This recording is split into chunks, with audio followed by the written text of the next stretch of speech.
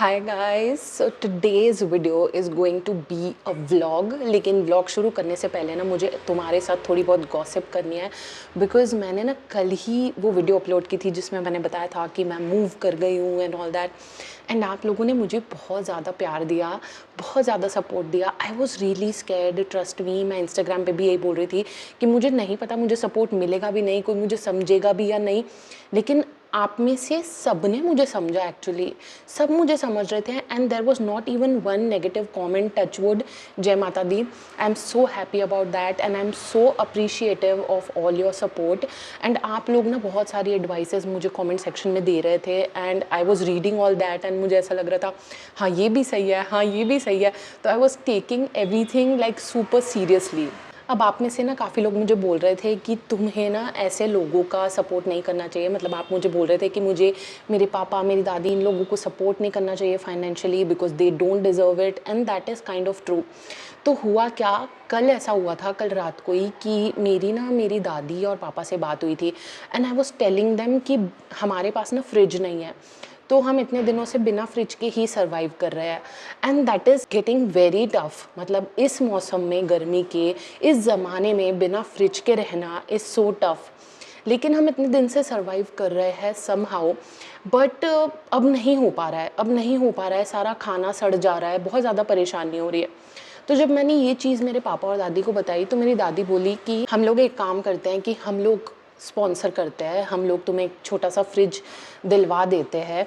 And I got really happy because मेरे पास budget नहीं है ब्रो, मेरे पास नहीं है बजट कि मैं एक फ्रिज खरीद लूँ। तो आई वॉज़ रियली हैप्पी कि they are ready to support us. And मैंने यही सोचा कि यार देखो, ज़िंदगी में मैंने कभी उनसे सपोर्ट नहीं लिया। मैंने अपनी स्कूल की पढ़ाई, कॉलेज की पढ़ाई, ट्यूशन फीस सब कुछ खुद ही मैनेज किया है। बहुत छोटी उम्र से ही मैं पार्ट टाइम जॉब्स करने लगी थी एंड मुझे यही लगा कि इन लोगों ने मुझे कभी सपोर्ट नहीं किया है, पहली बार ही चाह रहे मुझे सपोर्ट करना, तो let them, you know, let me just let them help me. तो इस चीज़ के बारे में ना बहुत बातें हुई, 4-5 बार उनका कॉल आया एंड हम डिसाइड कर रहे थे कि कौन सा फ्रिज लेना चाहिए, नया लें या सेकेंड हैंड लें। एंड आई वाज लाइक कि आप मुझे नया दो, सेकेंड हैंड दो, कुछ भी दो, I will appreciate it. In fact मैं उन लोगों को यही एनकरेज कर रही थी कि आप प्लीज़ ना मुझे सेकेंड हैंड ही दिला दो फ्रिज जो है वो, बिकॉज़ मुझे नहीं चाहिए नया, मुझे बस ये चाहिए कि मेरा पर्पस फुलफ़िल हो जाए। तो मेरी दादी ने 1 घंटे तक मुझसे कॉल पे बात की and she was explaining to me कि नया फ्रिज लेना चाहिए, पुराने की कोई गारंटी नहीं होती, अगर वो 2 दिन बाद ख़राब हो गया तो अपने पैसे वेस्ट हो जाएंगे। एंड आई वाज लाइक कि या दैट्स ट्रू। तो 1-2 घंटे हम लोगों ने बात की एंड शी कन्विंस्ड मी कि मुझे नया फ्रिज लेना चाहिए और वो मुझे नया फ्रिज दिलवाएंगे। I was really happy. मैं आज उठी एंड आई वॉज लाइक कि wow, I am finally gonna have a fridge. मतलब मैं बहुत ज़्यादा एक्साइटेड थी एंड मैंने कभी नहीं सोचा था कि फ्रिज जैसी चीज़ को लेके मैं कभी एक्साइटेड होंगी। बट गाइज, उसके बिना रह के ना मुझे उसकी अहमियत समझ आ गई है। ओके, सो आज मैं उठी और मैंने मेरी दादी को सीधा फ़ोन किया। आई वॉज लाइक कि कब आ रहा है फ्रिज, क्या करने वाले हो आप लोग, है ना, क्या प्लान है। मैं ये सब पूछने लगी उनसे एंड माई दादी इज़ लाइक, एक काम करते हैं, पुराना ले लेते हैं, second hand. I was like ठीक है सेकेंड हैंड ले लेता है। But I was not happy with it because अगर सेकेंड हैंड फ्रिज लेना हुआ ना तो वो जिम्मेदारी मेरे पापा के पास चली जाएगी कि भाई मेरी दादी पापा को बोलेगी कि तू कोई सेकेंड हैंड फ्रिज ढूंढ अच्छा सा और इन लोगों के वहाँ पे भिजवा दे। और मुझे बिल्कुल भी अच्छा नहीं लगता जब भी कोई जिम्मेदारी मेरे पापा के ऊपर जाती है, बिकॉज वो अपनी जिम्मेदारियाँ कभी नहीं निभाते। अगर मैंने उनको बोला ना कि मुझे सेकेंड हैंड फ्रिज ढूंढ के दो, या तो वो कभी भी नहीं होने वाला है या वो होगा 1-2 साल बाद। He is a very lazy person, उन्हें कुछ नहीं करना होता है, वो अपनी जिम्मेदारियाँ कभी नहीं निभाते। तो मैंने मेरी दादी को बोला कि यार आप लोग तो नए का बोल रहे थे ये वो। तो कहती है एक काम कर, तू हमारा फ्रिज ले जा। एंड आई एम लाइक, ये क्या है, मतलब मैं तुम्हारा फ्रिज ले लूँगी तो तुम क्या करोगे, पहली बात तो। एंड दूसरा चीज़ मुझे ये अनोइंग लगी कि भाई तुमने मुझसे 2-3 घंटा बात की कॉल पे, उसके बाद अपन ने ये डिसीजन लिया है एंड अब तुम वो डिसीजन चेंज करके कुछ और ही बात कर रहे हो। I was really disappointed. So मैंने उनको बोल दिया कि मुझे अब तुम्हारी कोई हेल्प नहीं चाहिए, ना मुझे तुम्हारी कोई हेल्प करनी है। मैंने उन लोगों को हर जगह से ब्लॉक कर दिया, मेरे भाई ने भी उन लोगों को हर जगह से ब्लॉक कर दिया है। अब देखते हैं इनको अक्ल आती है या नहीं आती। आती है वेल एंड गुड, नहीं आती मैं कट ऑफ कर दूंगी। मम्मी को तो मैंने कब से ब्लॉक कर ही रखा है, राइट। इन लोगों को भी कर दूंगी, लेट सी, देखते हैं अब क्या होता है। ऑल्सो गाइज, आप में से बहुत सारे लोग मुझसे पूछ रहे थे कि क्या ईजी था इन लोगों को कन्विंस करना मूव आउट करने के लिए, एंड भाई ईजी बिल्कुल भी नहीं था। मैंने कन्विंस बहुत लेट करना शुरू किया, मतलब मैंने सब चीज़ें फाइनलाइज ऑलरेडी कर दी थी इन लोगों को बिना बताए, बिकॉज मुझे पता था कि अगर मैं पहले ही इनको बता दूंगी तो ये पक्का अड़ंगा बनेंगे मेरी इस जर्नी में। सो जब सब कुछ हो गया उसके बाद मैंने उनको बताया, एंड 4-5 दिन तक बहुत ज़्यादा इमोशनली मैनिपुलेट मुझे किया गया कि मैं मूव आउट ना करूं, लेकिन I did not fall for it, because मैंने ज़िंदगी भर यही उनको करते हुए देखा है। मतलब मेरी दादी ऐसे बात कर रही थी कि यार तुझे याद है जब हम वहाँ जाने वाले थे तो तू बोल रही थी कि दादी को अकेले छोड़ के नहीं जाना चाहिए, और अब तू मुझे अकेले छोड़ के जा रही है।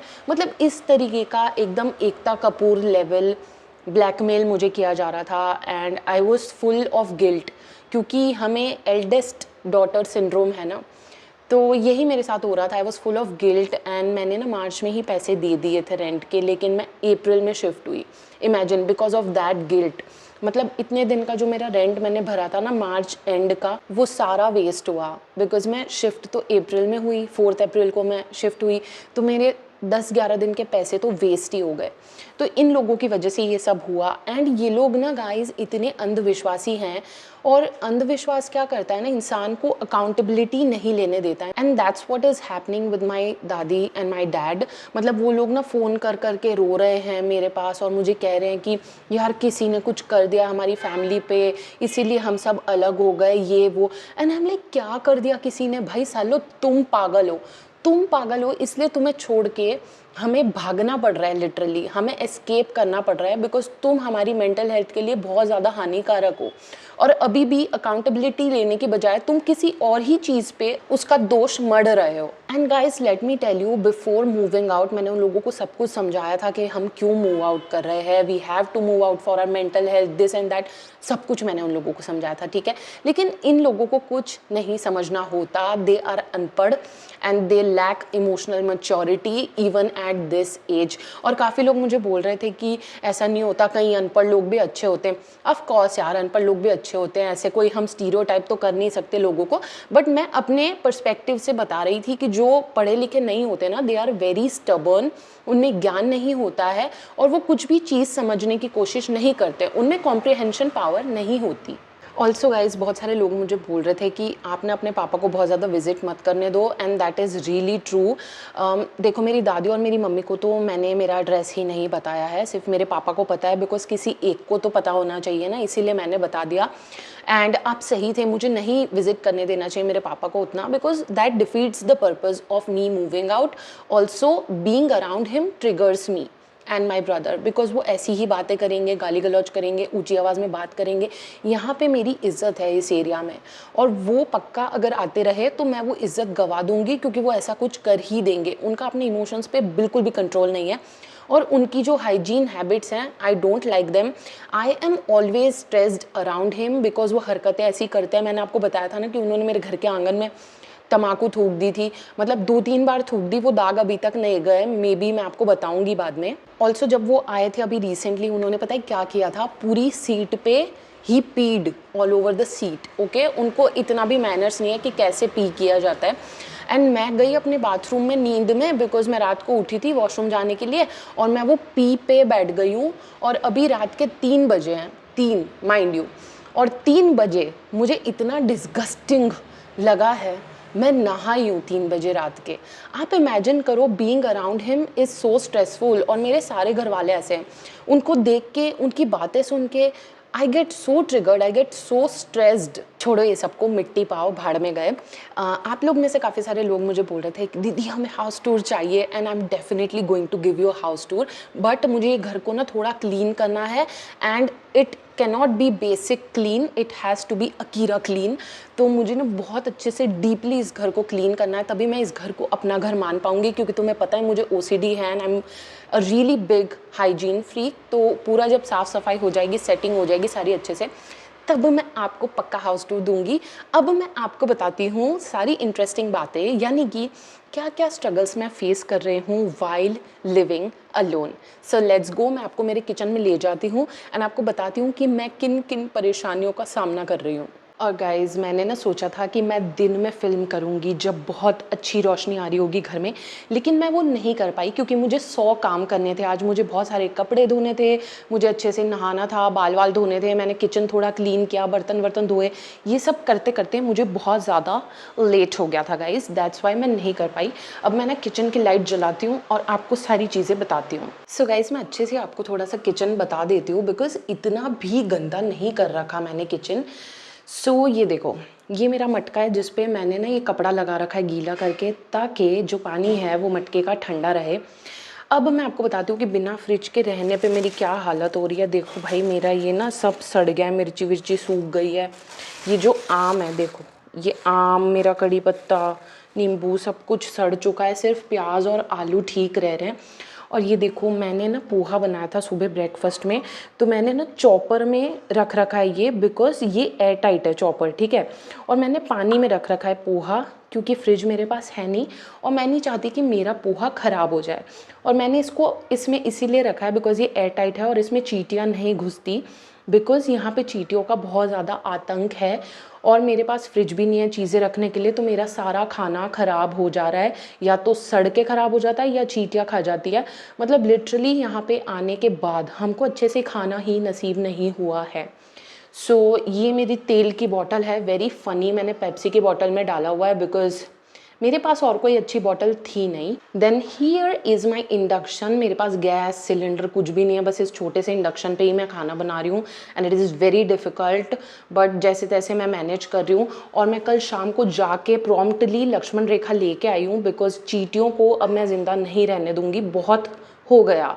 एंड यू कैन सी मैंने मेरे आइसक्रीम के जार में जो है ये सारी चीज़ें रख रखी है बिकॉज अभी मेरे पास कोई अच्छे ऑर्गेनाइज़र नहीं है। मे बी मैं बाद में ले लूँ, बट मुझे तो लेने की कोई ज़रूरत फील नहीं हो रही बिकॉज इसमें भी रखा ही हुआ है ना, क्या प्रॉब्लम है। और गाइस यहाँ पे पीने के पानी का इतना इशू है ना, देखो मेरे वो वाले घर पे तो हम लोग क्या करते थे, नगर निगम का जो पानी आता है ना, हम लोग वो पीते थे, वो काफ़ी अच्छा आता था, मीठा आता था। लेकिन यहाँ पे जो नगर निगम का पानी है, it is very hard water और बहुत फीका सा आता है, तो बिल्कुल भी टेस्टी नहीं लगता।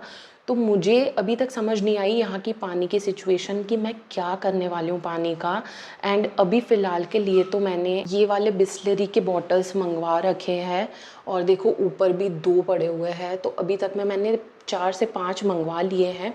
और ये जो मैंने भरा हुआ है ना पानी, ये बोरवेल का पानी है एंड मैंने वो भर रखा है कुकिंग के लिए बिकॉज कुकिंग में चलता है बोरवेल का पानी, बट पीने के लिए मैं अभी फ़िलहाल ये मंगवा रही हूँ। एक तो ना यहाँ पे प्रॉब्लम ये है कि यहाँ पे पानी जो है सुबह सुबह आता है, लाइक 6 बजे से लेके 6:15 बजे तक आता है सिर्फ पीने का पानी।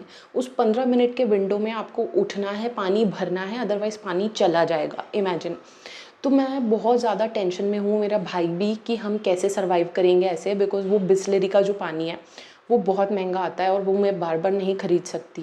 एंड जेन्युइनली अगर मैं बोलूँ तो I really want to buy an RO, क्योंकि मैंने कभी आरओ नहीं देखा मेरे घर पे, like we never had an RO at our house. And कई बार ना बारिशों में बहुत गंदा पानी आता था, मतलब लिटरली ब्राउन येलो ऐसा ऐसा पानी आता था एंड उस पर हम फिटकरी लगा के वो ही पानी पी लेते थे। एंड मैं छोटी थी ना, तब से मैं ये सोचती थी कि यार we deserve clean water at least, you know. So मेरा ये ड्रीम है कि मैं आरओ लगवाऊँ। I know it would sound so stupid कि आरओ लगाना कैसे ड्रीम हो सकता है, but I swear guys, RO लगाना मेरा तो ड्रीम है। मैंने सारा पसीना पोंछ लिया और मैं आ गई हूँ। सो या मैं क्या कह रही थी, हाँ आरओ का कह रही थी। तो या आई रियली होप कि मैं आरओ लगवा पाऊँ जल्दी, because I really want to. मतलब 2 चीज़ें जो मुझे लाइफ में अभी बहुत ज़्यादा चाहिए वो है फ्रिज और आरओ, बट मेरा दोनों का ही बजट नहीं है, तो जब तक नहीं है मैं सर्वाइव करूँगी जैसे तैसे। एंड अच्छा, हमारे पास कूलर भी नहीं है, एसी भी नहीं है एंड इस गर्मी में सर्वाइव करना बहुत ज़्यादा मुश्किल हो रहा है। We are literally showering 3 times a day. और रात को हम क्या करते हैं पता है, जो हमारे पर्दे हैं ना वो पूरे गीले कर देते हैं और हमारी एक पतली सी चादर है उसको पूरा गीला करके हम ओढ़ के सो जाते हैं ताकि नींद आ पाए, बिकॉज़ इस गर्मी में तो नींद भी नहीं आएगी।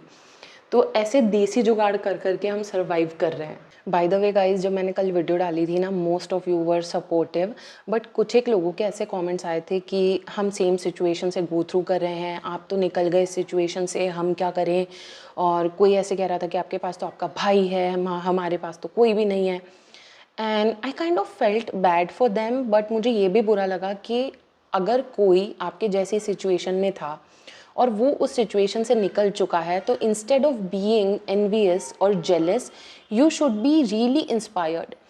Take my life as a testimony that things can get better. और अभी मेरे लिए भी चीज़ें कोई उतनी बेटर हुई नहीं है, मैं तो अभी बस वहाँ से निकली हूँ। अभी तो मैं अलग ही स्ट्रगल्स में हूँ कि मैं इस घर को घर बना पाऊँ, मैं सारा जो भी है फाइनेंशियल लोड सह पाऊँ। कितनी सारी चीज़ों के बिना मैं स्ट्रगल कर रही हूँ। मैं इतना रोई हूँ क्योंकि जब मैं इस घर में आई ना, कुछ भी काम नहीं कर रहा था। बाथरूम में प्रॉब्लम थी, किचन में प्रॉब्लम थी, लाइट बोर्ड्स में प्रॉब्लम थी। तो मैं ब्रेक डाउन कर गई। मुझे लगा ओ माय गॉड, ये घर कैसा अजीब सा है, यहाँ पे कुछ काम नहीं करता। तो मैंने मेरे लैंडलॉर्ड से बात की एंड आई टोल्ड हिम कि ये सही करना है, वो सही करना है, वो सही करना है, and he got angry at me. और जब तक मैंने घर नहीं लिया था, रेंट पे नहीं किया था, अग्रीमेंट नहीं किया था, he was really sweet to me.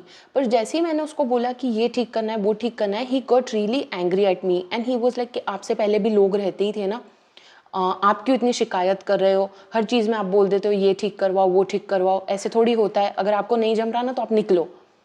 And when he said that, I cried so much. I cried for 2 hours straight because मुझे ऐसा लगा कि भाई मेरे पास पहले कोई सपोर्ट सिस्टम नहीं है.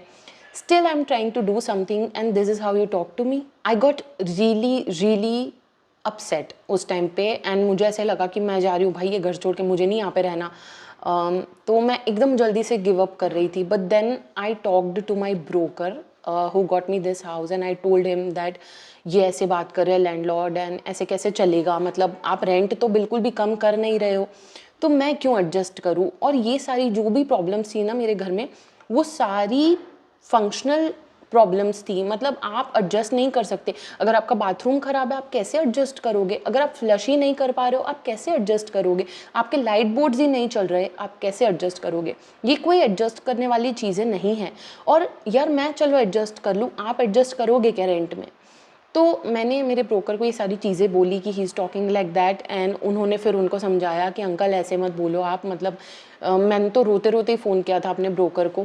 थैंक गॉड कि वो एक अच्छा आदमी है और उसने समझाया मेरे लैंडलॉर्ड को. एंड अच्छी बात ये है कि मेरे लैंडलॉर्ड भी समझ गए and then he slowly started getting everything fixed. अभी सारा कुछ फिक्स तो नहीं हुआ है अभी भी, बट ठीक है यार, धीरे धीरे हो जाएगा. सो यार, अगर आप ऐसी सेम सिचुएशन में हो, मैं समझ सकती हूँ आप कितने अपसेट हो गए. But let me tell you कि जितने टाइम तक आपके लिए वो भोगना लिखा है ना, वो दुख भोगना लिखा है जितने टाइम का, आपको वो भोगना ही पड़ेगा. बिकॉज मैं कितने साल से ट्राई कर रही थी to move out of that house. मैं पहले भी कर सकती थी लेकिन हो ही नहीं पाया. अभी हो पाया बिकॉज भगवान चाहते थे कि ये हो. तो जो भी टाइम लिखा है आपका सफरिंग का, वो आपको सफ़र करना ही पड़ेगा. आप किसी से जलो, एनवियस हो जाओ, कुछ भी करो, आपको तो भोगना ही है अपना दुख, राइट. तो आप इस दुख को एक्सेप्ट कर लो कि भाई जब तक भी ये मेरी लाइफ में लिखा है तब तक मैं भोगूंगा, कोई बात नहीं. लेकिन साथ ही साथ में आप प्रे करना शुरू करो, आप मेडिटेट करना शुरू करो, आप परमात्मा के करीब हो जाओगे ना, तो शायद वो आपकी जल्दी सुन लेंगे और आपको उतना ज़्यादा सफ़र ना करना पड़े. And I just want to tell you कि मैं कोई स्पेशल इंसान नहीं हूँ, मैं कोई अलग इंसान नहीं हूँ.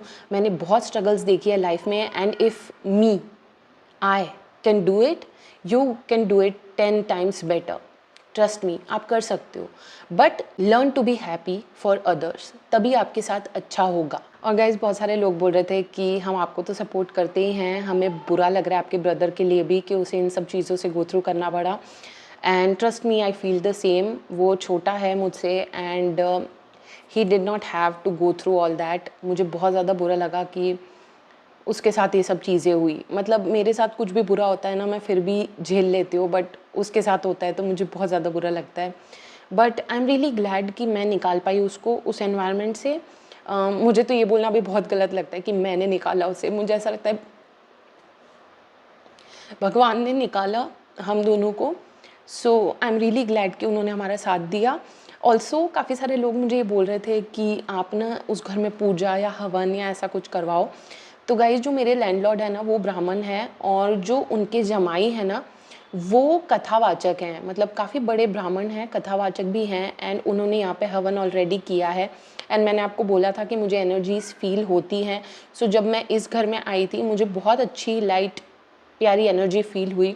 That's why I got this house. और मैं खुद भी बहुत ज़्यादा पूजा पाठ करती हूँ, रोज़ मेडिटेट करती हूँ, तो आई फील लाइक जिस भी स्पेस में मैं जाती हूँ मैं वहाँ का भी जो ऑरा है वो बेटर कर दूँगी टाइम के साथ साथ। सो मुझे ऐसी कोई टेंशन नहीं है हवन पूजा कुछ भी करवाने की। I think everything is good. So yeah guys this was the vlog. मैंने थोड़ी बहुत चीज़ें आपको बताई, थोड़ी बहुत गॉसिप, थोड़ी बहुत स्ट्रगल्स मेरी जो मैं गो थ्रू कर रही हूँ। देखते हैं धीरे धीरे सब फिगर आउट हो जाएगा आई थिंक, बिकॉज और क्या कर सकते हैं, उम्मीद पे दुनिया कायम है। स्ट्रगल्स तो हैं अकेले रहने में भी, लेकिन कहते हैं ना कि स्वर्ग को पाने के लिए भी मरना पड़ता है। तो वैसा ही है, अगर आपको आपका फ्यूचर अच्छा चाहिए आपको प्रेजेंट में कई बार थोड़ी बहुत स्ट्रगल करनी पड़ती है, बट दैट्स फाइन। हिम्मत नहीं हारूंगी मैं, एंड किसी को भी नहीं हारनी चाहिए। I think this is it for this vlog. I really hope आपको अच्छा लगा होगा। आप ज़रूर से बताना कि और क्या देखना चाहते हो आप, बिकॉज मुझे बहुत मज़ा आएगा आपके लिए वीडियोस बनाने में। तो मुझे बताना आपको और क्या देखना है। Okay, that's it for today. I will meet you in my next one. Until then bye. I really love you. Okay.